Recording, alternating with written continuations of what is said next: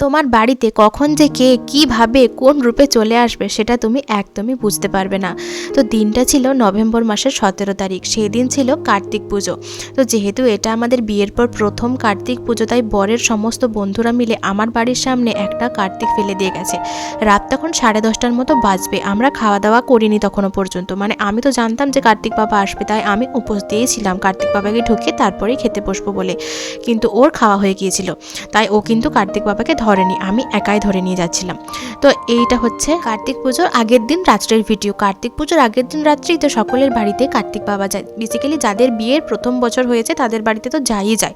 তো আমার যেহেতু এবছর প্রথম বিয়ে হয়েছে, তাই বরমশা সমস্ত বন্ধুরা মিলে আমার বাড়িতেও একটা কার্তিক বাবা রেখে গিয়েছিল। তো এরপর সেই কার্তিক বাবার সাথে একটা চিরকুট ছিল, সে চিরকুটে কত সুন্দরভাবে ওরা একটা কবিতা লিখেছিল, সেটাকে আমি পড়ে পড়ে সকলকে শোনাচ্ছিলাম আর হাসছিলাম। সত্যি ভীষণ ভালো লাগছিল। তো এরপর ব্লগটা আমি শুরু করছি তোমাদের সাথে। আমি এতদিন ব্লগ শেয়ার করব করে করাই হয়ে উঠছিল না, আসলে এডিট করার সময় পাচ্ছিলাম না আমি। তো এখন থেকে আমি ঠিক করে নিয়েছি যেভাবেই হোক একটা করে ব্লগ আমি প্রতিদিন দেওয়ার চেষ্টা করব। প্রতিদিন না হলেও নিয়মিত যাবে, মানে 1-2 দিন ছাড়া ছাড়াই দেওয়ার চেষ্টা করব। সেই হিসেবেই ভিডিওটা এডিট করতে বসলাম। তোমরা কিন্তু একটু অ্যাডজাস্ট করে নিও। মানছি ভিডিওটা অনেক দিন আগেকার হয়ে গেছে, কিন্তু কি আর করা যাবে, ভিডিওগুলো দিয়ে রাখলে সেটা তো আমারও একটা স্মৃতি হিসেবে রয়ে যাবে, ফেসবুক বলো ইউটিউব বলো তার খাতায়। তো এটা আমি পরে দেখতে পাবো যে হ্যাঁ আমার বাড়িতেও একটা কার্তিক বাবু এসেছিল, তারপরে আমি তার জন্য কত কি করেছিলাম, তো সেই আর কি। তো এটা হচ্ছে তার পরের দিন দুপুরবেলার ভিডিও। আমি সেই স্নান ধান করে উঠেছিলাম, আর যেহেতু সেই দিন সকাল থেকে সারাদিন আমার উপোস ছিল, আমি কোনো কিছু খাইনি, তাই স্নানটাও একটু লেট করেই করেছিলাম। তো এরপর স্নান টান করে আমি ভাবলাম কার্তিক পুজোর জন্য একটু কিছু করি, কিন্তু কি করব ভেবে পাচ্ছিলাম না। তাই ওকে বললাম কয়েকটা কালারফুল আর্ট পেপার এনে দিতে। ও কয়েকটা কালারফুল আর্ট পেপার এনে দিয়েছিল, আর আমি এরকম কয়েকটা ফ্লাওয়ার বানানোর চেষ্টা করছিলাম। কিন্তু এগুলো বানাতে এতটা সময় লাগছিল, আমার হাতে কিন্তু অত সময় ছিল না। আমার হাতে জাস্ট কয়েকটা বানানোর মতনই সময় ছিল। যদি এটা কালকে রাত্রের থেকে আমি বানিয়ে রাখতাম, তাহলে হয়তো অনেকগুলো বানাতে পারতাম আর মন ভরে ডেকোরেশন করতে পারতাম। আর ওই যে দেখো আমার একটা চাদর দিয়ে, মানে নতুনই চাদরটা ছিল, চাদর দিয়ে আমি কার্তিক বাবাকে ঢেকে রেখেছিলাম, কারণ যে পরিমাণে শীত করছিল কি বলবো। আর এখানে দেখো কার্তিক পুজোর জন্য সমস্ত রান্না বান্নার আয়োজন কিন্তু শুরু হয়ে গেছে।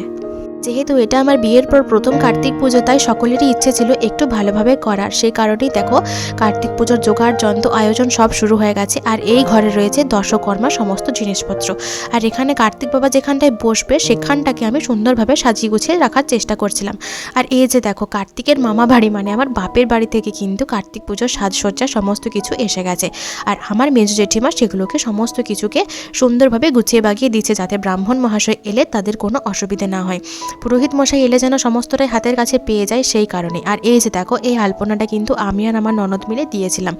এতটাই হুটোপাটাই ছিলাম যে কোনো কিছু ঠিকঠাক করে করার আমরা সময় পাইনি। না পারলাম ফ্লাওয়ারটাকে ভালোভাবে রেডি করতে, না পারলাম আলপনাটাকে ঠিকঠাকভাবে দিতে। তো এই হচ্ছে রান্না বান্না আর কি। রান্না বান্নার সাথে কি কি ছিল সেটা তোমাদের সাথে আমি একটু শেয়ার করে দিচ্ছি। ওখানে তোমরা দেখলে পনিরের একটা সবজি হয়েছিল। এখানে রয়েছে নারকেল কুচি দিয়ে, ভরে ভরে নারকেল কুচি দিয়ে ছোলার ডাল, এটা খেতে জাস্ট ইয়াম্মি হয়েছিল। তার সাথে ছিল এখানে হচ্ছে চাটনি। আর এটা তো আমার অলওয়েজ ফেভারিট, কিন্তু ব্যাপারটা হচ্ছে সারাদিন না খেয়ে থাকার কারণে রাত্রেবেলা যখন খেতে বসেছিলাম সেরকমভাবে কিছুই খেতে পারিনি। আর এই দিকে দেখো জোর কদমে কিন্তু রান্না বান্নার কাজকর্ম সমস্ত কিছু শুরু হয়ে গেছে। আত্মীয় স্বজন যাদেরকে বলা হয়েছিল তারাও কিন্তু একটু পরে পরে চলে আসবে। কার্তিক পুজোটা যেহেতু একটু রাত করে শুরু হয়েছিল, মানে আমরা পুরোহিত মশাইকে বলেছিলাম একটু সকাল সকাল আসার জন্য, কিন্তু উনি চলে গিয়েছিলেন অন্য আরও এক জায়গায় পুজো করতে। তো সেই কারণে ওই পুজোটা সেরে আমাদের বাড়িতে এসেছিল। আমি বলেছিলাম সকাল সকাল আসার জন্য, বাট উনি চলে গিয়েছিলেন, আমাদের তখনও সাজসুদ হয়নি দেখে।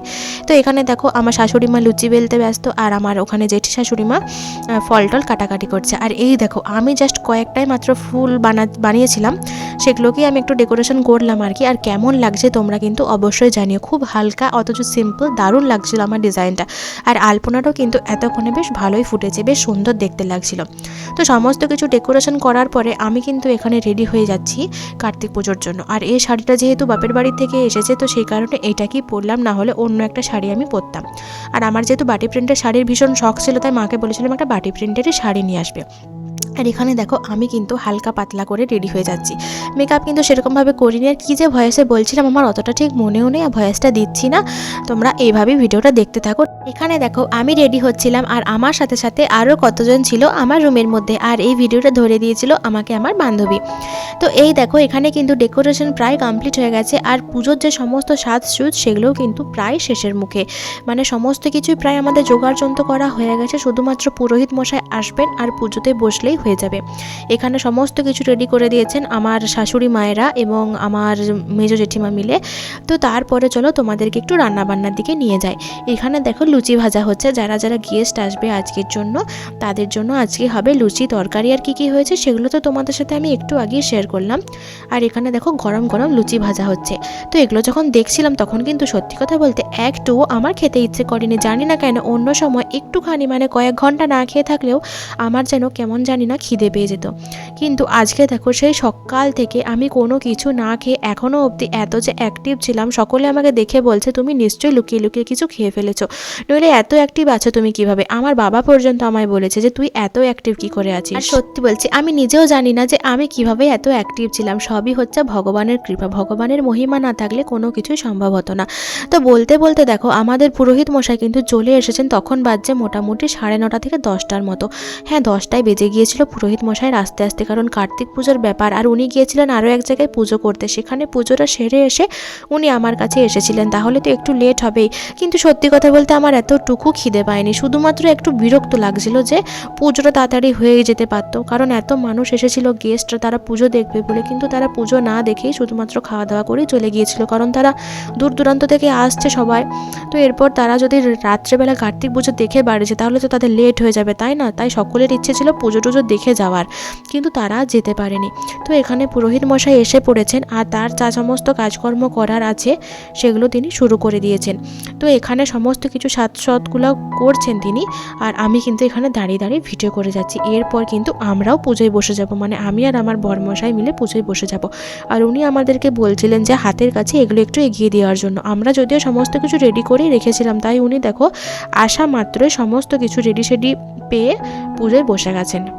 কার্তিক পুজোর এই পার্টে মানে ফার্স্ট পার্টে আমি তোমাদের সাথে এতটুকুই শেয়ার করছি, নেক্সট পার্টে আমি শেয়ার করব পুজোর সমস্ত কিছুটা। আসলে যেগুলো আমার জীবনে ভীষণ ইম্পর্টেন্ট জিনিস সেগুলোকে আমি একটুও কিছু স্কিপ করতে চাইছি না।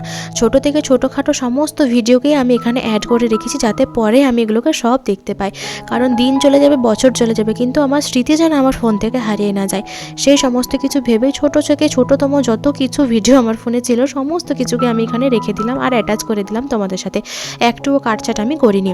তো চলো তোমাদের সাথে আজকে এইটুকুই আমি শেয়ার করছি, নেক্সট পার্টে নিয়ে আসবো আমাদের পুজোর সমস্ত কিছু। তোমরা কিন্তু দেখতে থাকো আর সাথে থাকো। আজকে এখানেই শেষ করলাম, পরের পার্টে সবটা নিয়ে আসছি।